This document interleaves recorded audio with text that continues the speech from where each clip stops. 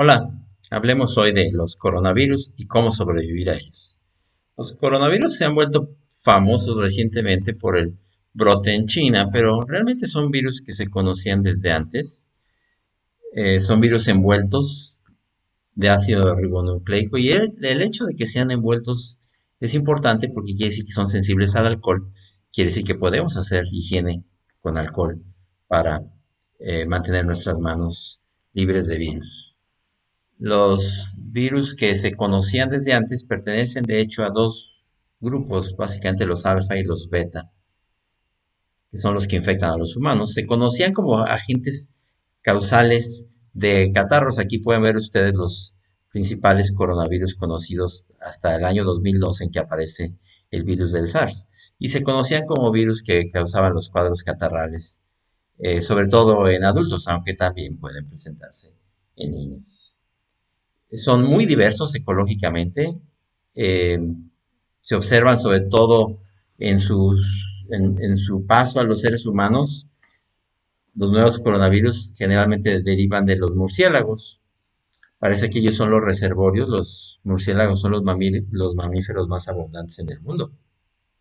Generalmente los mamíferos están en estrecho contacto, por ejemplo los murciélagos pueden infectar a un animal peridoméstico y luego a través de la manipulación de estos mamíferos pueden pasar los nuevos virus al ser humano y se pueden formar nuevas enfermedades. He escuchado yo con frecuencia si este nuevo virus será un virus de recombinación a través de un laboratorio como un arma biológica. La verdad es que no, la naturaleza es la principal bioterrorista. Una característica muy importante de los coronavirus es su glicoproteína de superficie, porque ella es crítica para los receptores de la célula huésped. Sabemos que los coronavirus recientes, sobre todo el del SARS, el del MERS y ahora el del nuevo coronavirus, tienen predilección por receptores que se encuentran en la parte baja del sistema respiratorio, lo cual explica que se presentan generalmente como neumonías. Como decíamos, se consideran habitualmente como causantes de resfriado común, eh, pero en el 2002-2003 aparece el SARS, del que vamos a explicar un poco. Posteriormente viene el MERS, y vamos a hablar un poco de sus reservorios también.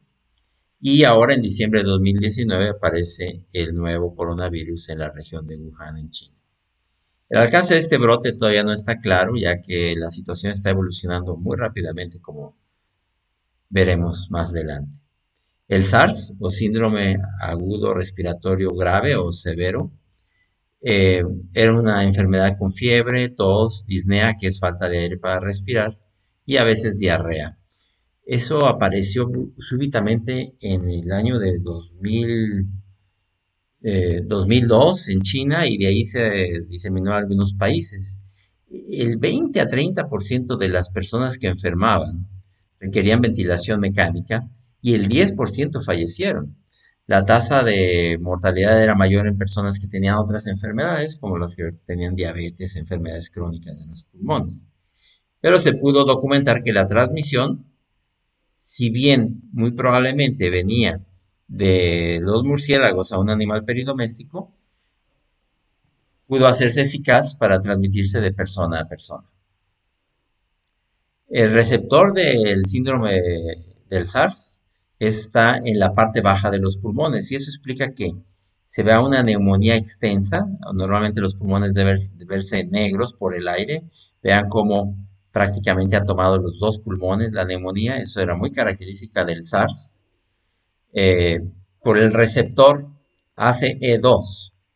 La eliminación viral se produce entonces tardíamente, puesto que no afecta predominantemente las vías respiratorias superiores, y puede ser que el virus tarde en eliminarse más de 10 días. Eso lo estamos viendo también con los nuevos virus del MERS y del SARS, del nuevo SARS. La atención frecuentemente requería ventilación mecánica o poner un tubo para respirar, y hacía que fuera mucho más transmitible en los hospitales, puesto que se forman aerosoles. De hecho, muchos de los casos de SARS se dieron dentro de los hospitales y eso lo seguimos viendo. Los hospitales se pueden convertir en mecanismos de amplificación de la enfermedad.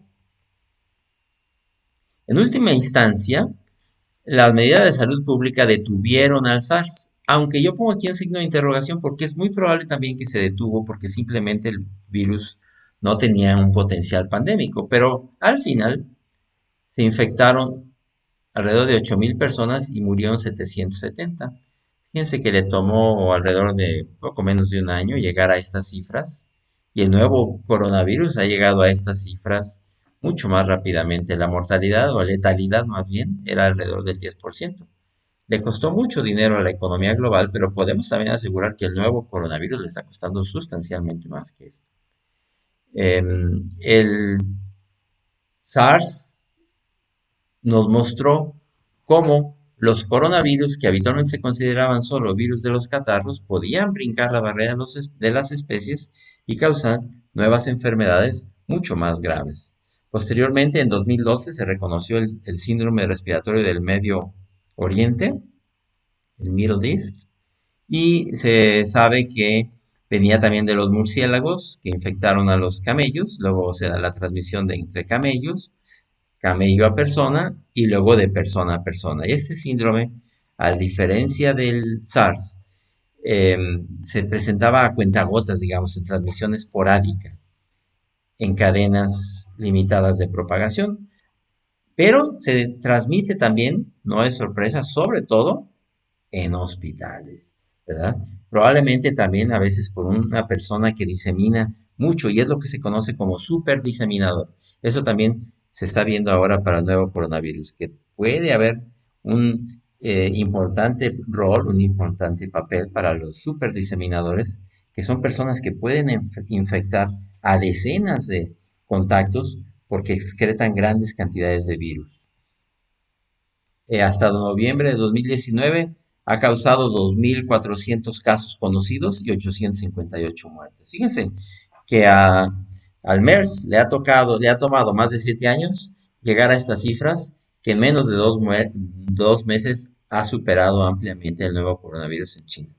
Se presume que entonces el reservorio natural de estos son los murciélagos también, eso no es sorpresa como los otros coronavirus, aunque los eventos de transmisión humana se han atribuido al dromedario o al camello de una joroba.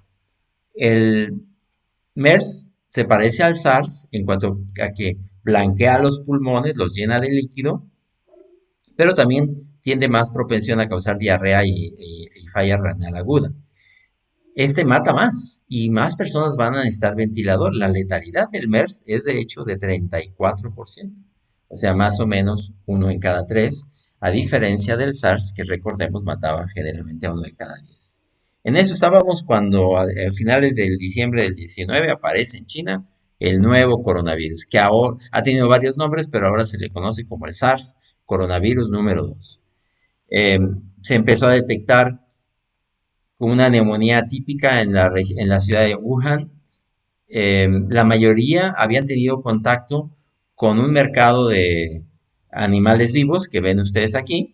En estas condiciones están las mezclas de animales, ahí se vende de prácticamente todo, y es cultural en China que también por cuestiones que tienen que ver a veces con la medicina tradicional china, en donde muchos animales vivos forman parte del, digamos, del armamentario de la medicina tradicional china. Estos mercados también tienen que ver no solo con el gusto de comer todo tipo de animales, sino también con la medicina tradicional. Se sospechó que se trataba de un virus zoonótico, o sea que venía de los animales, y ya para enero de el 2020 se había, como ven aquí, se había secuenciado completamente el virus y se había reportado en la literatura, los análisis genéticos, filogenéticos, mostraron que se parecía mucho al virus del SARS y que usaban como receptor el mismo receptor ACE2 de la enzima convertidora de angiotensina, que está en la parte baja del sistema respiratorio. Y eso tuvo implicaciones, puesto que ya no fue sorpresa que se trataba de un coronavirus y se sabía que iba a dar una enfermedad grave. Eh, Así está la situación al 23 de febrero de 2020. Se han reportado 78.997 casos, de los cuales la gran mayoría están todavía en China, aquí están hasta hoy los casos en China, y 2.470 defunciones. Estos casos informados muy probablemente representen solamente la punta del iceberg. Casi seguramente hay muchos más que eso, hay mucha más gente enferma o que ya se curó. Y estamos hablando simplemente de la gente que de alguna manera ha llegado enferma a los hospitales con un cuadro característico y se le ha hecho el diagnóstico. Ahora sabemos que la proporción aproximada de personas que se encuentran graves, de los que llegan a los hospitales, es del 15%, más o menos una de cada 6. Pero también, por fortuna, que casi no ataca a los niños. Inclusive se sabe que muchos niños pueden adquirir el virus, pero no les causa enfermedad seria. Como ven aquí, la radiografía se parece mucho a la radiografía del SARS y del MERS. Para hoy ya ha afectado a más de 30 países. Podemos ver aquí. eh, como decíamos, el principal país afectado es China, 76.000 casos. He escuchado también 76.940 casos. He escuchado también que por qué hacemos tanto escándalo si la influenza ha causado muchos más casos. Pues sí, aquí el problema es la manera en la que está esto creciendo. Demos el ejemplo de lo que ha pasado en los últimos días en Corea del Sur. En Corea del Sur, todos los días, los pacientes se han estado duplicando. Empezaron 30, 60, 120, 240. Así han ido duplicándose todos los días y ya vamos en 600. De esa manera más o menos empezó en China. Eh, Aquí están las defunciones. La gran mayoría se encuentran en China también, ¿verdad? Pero empieza a haber defunciones. Algo que es, empieza a haber defunciones fuera de China. Algo que es muy preocupante es la manera en la que ya parece haber una transmisión autóctona. Eso se refiere a que ya la enfermedad se está transmitiendo fuera de China de persona a persona sin que necesariamente haya una conexión epidemiológica con algún paciente que llegó de China. Eso parece que ya está ocurriendo en Corea del Sur, en Italia, en Japón, en Singapur y muy probablemente en Irán. En Hong Kong, que es parte de la China continental, pero muy probablemente en otros países ya está ocurriendo la transmisión de persona a persona sin conexión con China. Este es el caso del crucero Diamond Princess, que fue, yo creo que más que una cuarentena en la que dejaron allá las personas, fue un verdadero experimento, porque parecía que estaban esperando a ver cuánta gente se iba a enfermar allí. Si los hubieran dejado más tiempo, seguramente hubieran acabado todos enfermos. Y creo que también eso nos deja una enseñanza. Una cuarentena mal hecha, en lugar de servir de algo, se convierte en un mecanismo de amplificación de la enfermedad, como ocurrió precisamente en el crucero que estaba anclado fuera de Japón. Se ha postulado cuál puede ser el huésped intermedio. Inicialmente se suponía que era una víbora, ¿verdad? El crate. Ahora se sabe que no, que lo más probable es que sea el pangolín, que es un mamífero que se usa mucho en la medicina tradicional china. Casi seguramente de un murciélago pasó al pangolín, del pangolín a través de la manipulación eh, pasó a una persona, lo enfermó, el virus mutó y adquirió la capacidad de transmitirse entonces de persona a persona. En esa situación estamos y podemos ya concluir haciendo algunas preguntas. ¿Qué tan probable es que China y otros afectados puedan contener ya a este virus, al nuevo coronavirus 2019? Aquí todavía tenía el nombre anterior, recuerden que ya se llama SARS coronavirus 2. ¿Qué tan probable es que lo vaya a contener? Yo creo que es muy poco probable. Para estas fechas es evidente que la situación ya se salió de control en muchos países y nuestra mayor esperanza es que el virus se controlara solito, digamos, con la llegada del calor en el hemisferio norte, porque evidentemente los países ya no pudieron contenerlo. Eso a mí me queda bastante claro. Eh, Seguir apostando a la contención yo creo que no es bueno, sobre todo si lo hacemos a expensas de otro tipo de preparación que ya tendríamos que estar haciendo en este momento. ¿En qué momento se puede llamar una pandemia? Yo creo que ya en cualquier momento la Organización Mundial de la Salud va a decir que esto es una pandemia. Para que se llame pandemia, en general se requiere que la enfermedad se esté transmitiendo eficientemente en diversos países, en regiones distintas, preferentemente en continentes distintos. Ya sabemos que se está transmitiendo en el Asia Menor también. Sabemos que está transmitiendo probablemente en Europa, probablemente también para la Organización Mundial de la Salud. Ahorita son regiones contiguas. Una vez que se demuestre que está transmitiéndose eficientemente en América, seguramente se va a declarar ya que es la pandemia. Y la siguiente pregunta es: ¿qué tan bien preparados estamos si llega la pandemia? Bueno, yo creo que ahí tendríamos que hablar eh, de distintos niveles. Digamos que en niveles de diagnóstico, ahorita podemos hablar cómo estaría México. Yo creo que México en áreas de diagnóstico está bien. Yo creo que sí nos vamos a dar cuenta cuando llegue el virus y vamos a poder diagnosticar al menos los primeros casos para identificar cuando ya entre la enfermedad a México. Y en algunos países en Latinoamérica, no en todos, tienen buenas capacidades de diagnóstico. ¿Cómo nos tenemos que preparar? Pues decíamos, con comunicación efectiva, las instituciones se tendrán que preparar, eh, de áreas de diagnóstico, decíamos comunicación efectiva. Nosotros personalmente nos tenemos que preparar, ahorita voy a hablar de eso. El sistema de salud, ahorita ya sabemos, tenemos que estarnos preparando en las unidades de terapia intensiva, porque al final esto va a ser cuánta gente va a requerir camas de terapia intensiva. Casi seguramente las camas de terapia intensiva, si esto llega a ocurrir, no nos van a ajustar, puesto que aunque una proporción baja de la enfermedad se complique hasta el grado de necesitar una máquina, si esa proporción baja es de millones de personas, unos pocos miles que necesitan una máquina para respirar pueden colapsar a todo el sistema de salud. ¿Y qué tanto afectará al personal de salud? Por lo que sabemos ahorita, está afectando importantemente al personal de salud. El personal de salud tendrá que tener los mecanismos de protección personal porque si no va a haber pánico en los hospitales. Eh, ¿Qué tan probablemente decíamos que lo puedan contener? Creo que es muy poco probable. Eh, Esta es una repetición de la proyección anterior. Lo que podemos ver aquí, que pusimos en un tweet, es cómo está afectando al personal de salud. Este es el doctor Lee, que fue el primero que puso la voz de alarma de que esto parecía un virus completamente nuevo, parecido al del SARS.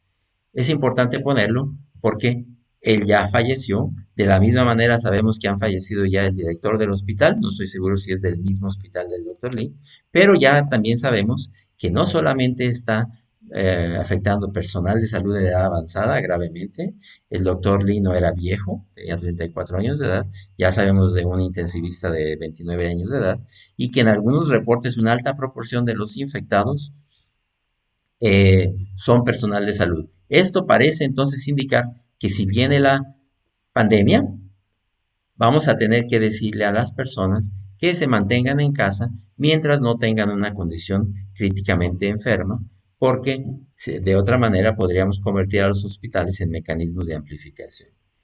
Eh, Decíamos, las instituciones tendrán que prepararse con planes de comunicación, de preparación hospitalaria para contener y mitigar, más bien, capacidades de aumentar la ventilación mecánica, comprar ventiladores mecánicos, poner a punto los que se tienen, incrementar la reserva de ventiladores, eh, insumos en reserva, no nada más, aquí hay un error de maquinazo, disculpen por eso, los ventiladores en reserva, insumos que requieren los ventiladores, el personal capacitado, no nada más se trata de meter gente en ventiladores mecánicos, se necesita personal capacitado para eso. Ya ahorita estamos con los dedos en la puerta, tenemos que estar trabajando en esto, todo esto que se tiene que seguir de la contención. Contención es lo que se está tratando de hacer de esto, pero una vez que ya no se puede, tenemos que pasar a los planes de mitigación. Básicamente, toda la ventilación mecánica que vamos a necesitar. Y decíamos, si tenemos capacidad suficiente, casi seguramente no. Muy pocos países del mundo. Latinoamérica no es la excepción. Tiene México muy pocas camas de terapia intensiva. Comparen con Estados Unidos. Nosotros tenemos quizás no más de 3.000 camas en buenas condiciones de las terapias intensivas. No tenemos una buena reserva de ventiladores, no tenemos buenos insumos en reserva y no tenemos planes hospitalarios. Esto sí, Actualmente se está trabajando intensamente en los planes hospitalarios. De hecho, ya la Secretaría del Ministerio de Salud de México ha publicado planes para eso y hasta donde sabemos, con las limitaciones que pueda haber, se está trabajando intensamente para donde nos dé la ventilación mecánica, pero insisto, no vamos a poder incrementar nuestras capacidades de ventilación de la noche a la mañana. Por lo demás, se está trabajando intensamente ya en estos momentos, pero decíamos, por desgracia, con los dedos en la puerta. ¿Y nosotros cómo vamos a sobrevivir? Bueno, a nivel individual tenemos que prepararnos. Hay que superar la idea de que las vitaminas o los líquidos nos van a proteger de esto. No. Si tiene adicciones, trate de abandonarlas. No fume. Si tiene alguna otra adicción, trate de abandonarla. Hay que estar en las mejores condiciones posibles. Se sabe bien que esta enfermedad trata mejor al que se encuentra en mejores condiciones posibles. Higienice sus manos con frecuencia. Lavado de manos o antisepsia con alcohol gel, preferentemente en los hospitales si tienen clorexidina, creo que también va a ser necesario. Hay que entrenarnos a no tocarnos las partes húmedas de la cara. Es importante eso. Generalmente pensamos que las enfermedades nos las transmiten por el aire, pero la verdad es que a través de estarnos tocando la boca, la nariz, los ojos, en estarnos haciendo diversas compulsiones, es que nosotros mismos nos estamos infectando una y otra vez de enfermedades respiratorias y hay buenas evidencias de que esta enfermedad se transmite de esa manera. Recuerden que el virus puede sobrevivir en el ambiente. Cuide su peso corporal.